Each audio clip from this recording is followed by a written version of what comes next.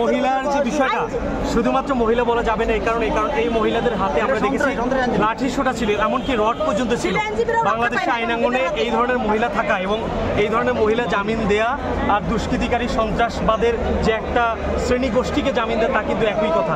এগুলো সমস্ত ভিডিও ফুটেজগুলো দৃশ্যমান ছিল, যে ভিডিওগুলো ছিল এগুলো কিন্তু পরিষ্কার। সেই যে জামিন দেওয়ার যে একটা রীতি, যে মহিলা বিবেচনায় তাদেরকে কিন্তু মহিলা বিবেচনায়, কিন্তু সন্ত্রাসী কার্যক্রমের যে অংশ সেটি কিন্তু আদালত বিবেচনা করলো না। তো আমরা মনে করি যে এই সন্ত্রাসী গোষ্ঠী কিন্তু জামিন পেয়ে গেল।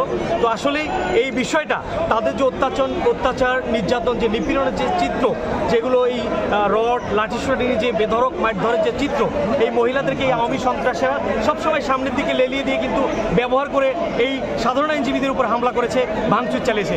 এটি সম্পূর্ণ আমি মনে করি আইনের শাসনের যে একটা ব্যত্যয় সেটি কিন্তু কিছুটা থেকে গেল। বান্ডেল থাকলে প্রতি সেনমানিতে টাকা বাঁচবে।